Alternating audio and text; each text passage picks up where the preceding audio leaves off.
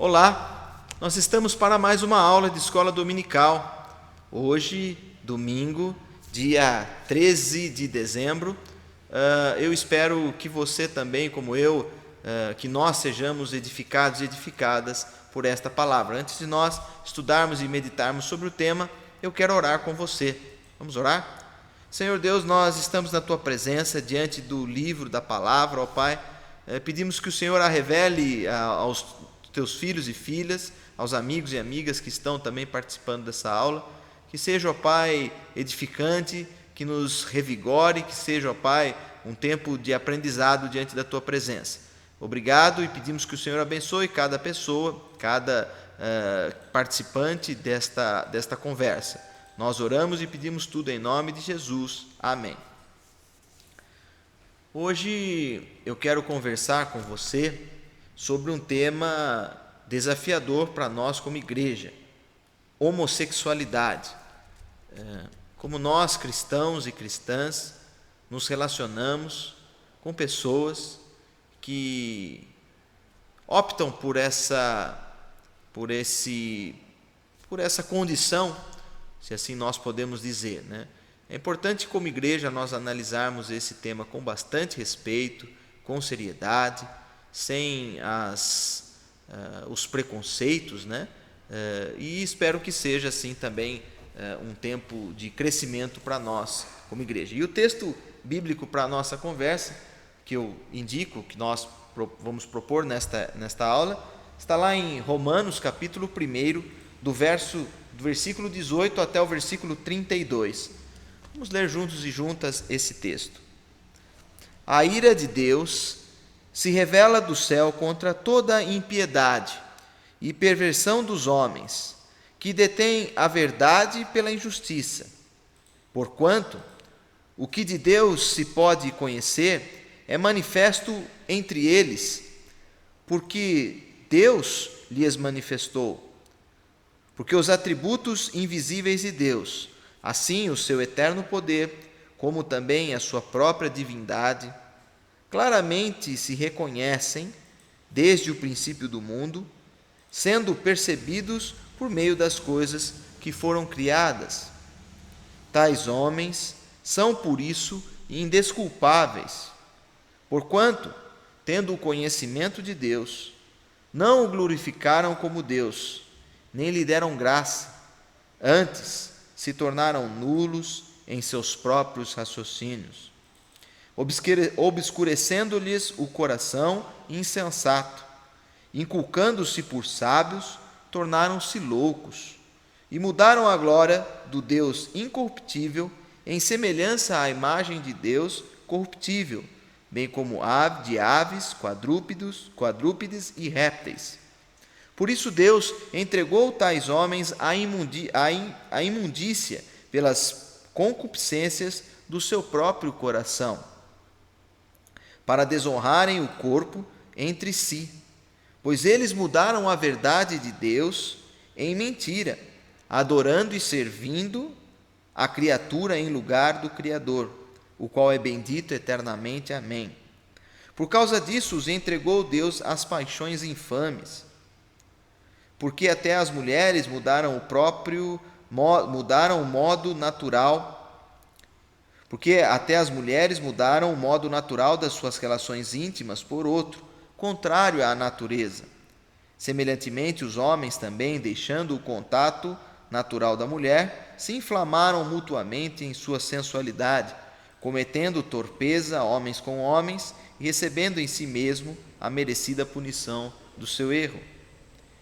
E por haverem desprezado o conhecimento de Deus, o próprio Deus os entregou a uma disposição mental reprovável para praticarem coisas inconvenientes, cheios de toda injustiça, malícia, avareza e maldade, possuídos de inveja, homicídio, contenda, dolo e malignidade, sendo difamadores, caluniadores, aborrecidos de Deus, insolentes, soberbos, presunçosos, inventores de males, desobedientes dos pais, insensatos, pérfidos, sem afeição natural e sem misericórdia.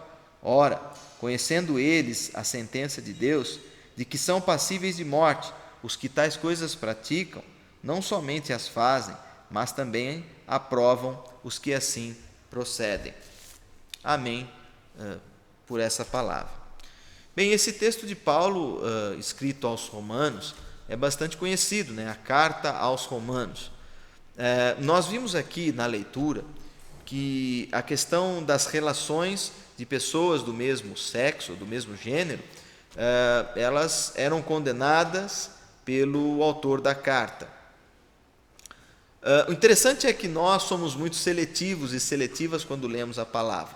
O texto também fala de tantas outras coisas.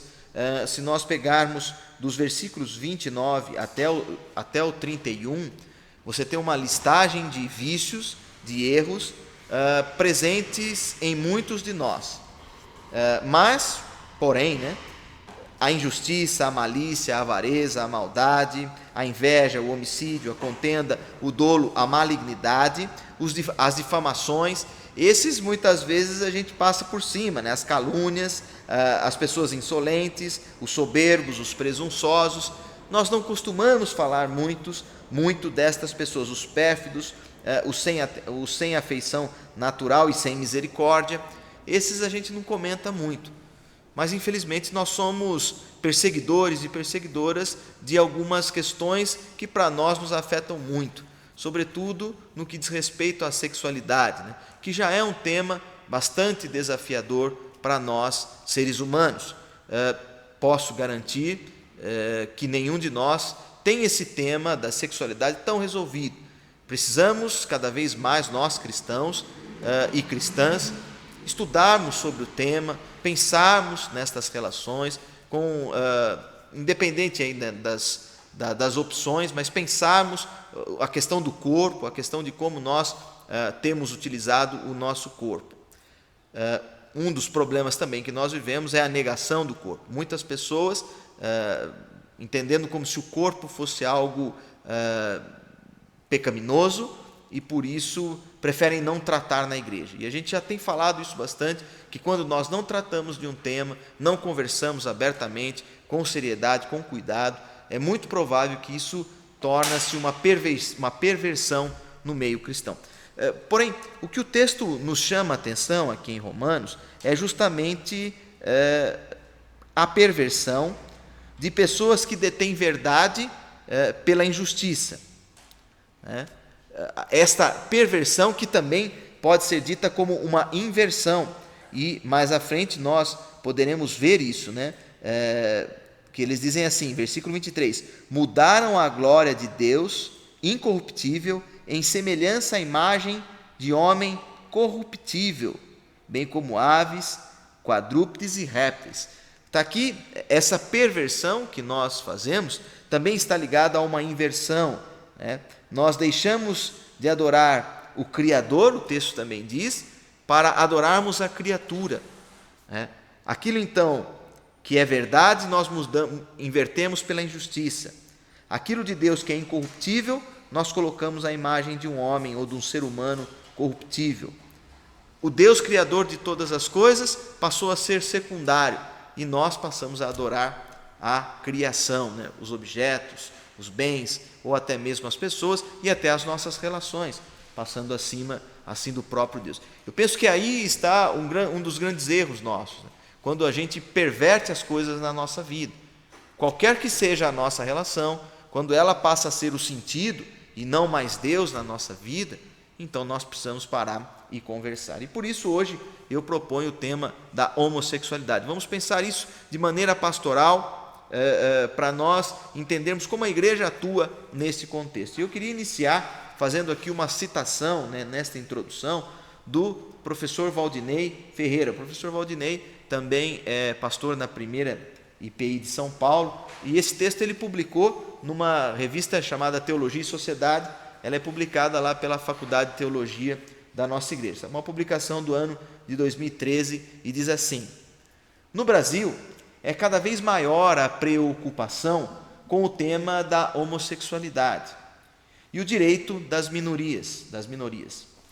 O acompanhamento das pessoas que vivenciam mais intensamente a problemática mostra uma existência de muito sofrimento.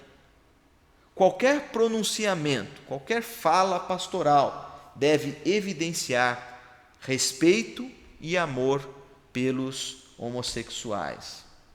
Eu vou continuar aqui a citação do professor Valdinei, né? Ele diz: eu tenho acompanhado não apenas o debate travado na literatura e na sociedade, mas tenho tido a oportunidade de lidar, na condição de pastor, com pessoas reais que vivenciam a homossexualidade. E posso assegurar-lhes, segundo o professor e pastor Valdinei, há muito sofrimento na vida destas pessoas. Sofrimento interno, proveniente de culpa, de traumas sofridos, de vergonha diante da família e dos amigos. Posso garantir-lhe, a homossexualidade não é uma vida leve, solta e descolada, como a propaganda atual procura mostrar em todos os meios de comunicação. Eu penso que essa citação do professor Valdinei é muito relevante para nós, porque a proposta nossa é justamente o respeito, né? Sabendo que essas pessoas que vivem, né, que optaram por esta condição da homossexualidade, eles têm muito sofrimento também. Eles têm muitas crises e, infelizmente, existe uma tendência de propagar que a vida homoafetiva é um mar de rosas, é tudo colorido, eles são, inclusive os termos, né, para o inglês, é que eles são alegres, e a coisa não é tão simples, eles também vivem uma complexidade muito grande. E o que me preocupa, e aqui no texto do professor Valdinei nós podemos entender, é que muitas vezes nós, como igreja, não estamos prontos para tratar dessas pessoas. O nosso olhar de julgamento impede com que essas pessoas se manifestem, procurem a nossa ajuda. E a palavra de Deus aqui no texto, né, ela condena sim as relações de pessoas do mesmo sexo, mas ela também condena um montão de outras coisas que nós cometemos e que infelizmente, são comuns no nosso meio, essas perversões, né? Muitas vezes nós adoramos a criatura ao invés do Criador, nas nossas celebrações, inclusive, e assim nós não somos tão taxativos, impositivos com essas nossas atitudes. Mas, com um irmão que tem uma opção sexual diferente da minha, eu já me revolto. Para analisarmos o problema, eu queria aqui apresentar alguns pontos, né? Esses pontos foram tirados do livro As Grandes Questões sobre o Sexo, de John Stott, e foi uma citação de D.J. West. Diz assim: o termo homossexual aplica-se tanto ao homem quanto à mulher, cujas preferências sexuais se direcionam às pessoas do mesmo sexo. Para a homossexualidade feminina, usa-se também a palavra lesbianismo. Pesquisar as causas do homossexualismo tem deixado um monte de mistério, né? Tem deixado mais interrogação a todos os pesquisadores e pesquisadoras. As pessoas não chegaram ainda a uma resolução. Embora possa haver fatores de componente genético, a condição também hereditária, né, herdada, muitas vezes por conta das criações, também dizem pelo ambiente social que a pessoa vive, enfim, mesmo tendo essas várias possibilidades, a ciência ainda não taxou, né, um único fundamento, um único fim, ou melhor, um único motivo para que a pessoa tenha essa opção com relação ao objeto da sua sexualidade. Diante disso, né, não dá para nós julgarmos, não é questões hereditárias, não é doença também, não é porque o pai ou a mãe criaram errado, né? A gente tem costume erroneamente dizer, não, é porque mimou demais. Não é isso, não, a ciência não fecha nessa perspectiva. Eu quero também fazer uma outra citação importante do professor Leontino, o Leontino, bastante conhecido, né? Leontino Faria de Santos, ele escreveu também nessa revista Teologia e Sociedade, e eu quero fazer aqui essa leitura para que nós possamos refletir um pouco. Diz assim o professor Leontino: ninguém tem o direito de julgar condenar ou matar com a sua ideologia política ou econômica, com o seu moralismo, com a sua cultura ou com a ortodoxia de suas crenças e de sua fé aqueles por quem Cristo morreu na cruz, sejam ou não homossexuais. Então essa palavra do professor Leontino, né, que está publicada nessa revista, é importante, né? Nós não podemos julgar, condenar, matar ideologicamente, né? Espero que essa palavra seja bem interessante para nós refletirmos, ou também política, ou economicamente, ou com o nosso julgamento moral, com a nossa cultura, com a nossa dogmatismo de fé, aquelas pessoas por quem Cristo também morreu. Jesus também morreu por aquele e aquela que optaram por relações com pessoas do mesmo sexo. Jesus Cristo morreu por todos os seus filhos e filhas, independente da opção sexual. Isso é muito importante que nós pensemos como igreja. Diante desses apontamentos, né, do texto bíblico aqui, que diz, e eu quero repetir o versículo 25 para você: pois eles mudaram a verdade de Deus em mentira, adorando e servindo a criatura em lugar do Criador, o qual é bendito eternamente. Amém. Pensando dentro desse contexto, que nós como igreja, muitas vezes nas nossas atitudes, nós mudamos a verdade de Deus, falamos mentiras, adoramos e servimos a criatura, né, as criações, ao invés do próprio Deus, que é o único digno de ser louvado e adorado. Nós devemos ter algumas posturas em relação às pessoas homoafetivas. Eu quero dizer aqui alguns tópicos importantes para nós como igreja trabalharmos. A atitude cristã frente às questões da homossexualidade. Qual deve ser a nossa atitude como igreja? Eu quero destacar aqui 5 pontos, né? Primeiro, homossexuais, né, pessoas homoafetivas, elas também são criadas à imagem e semelhança de Deus.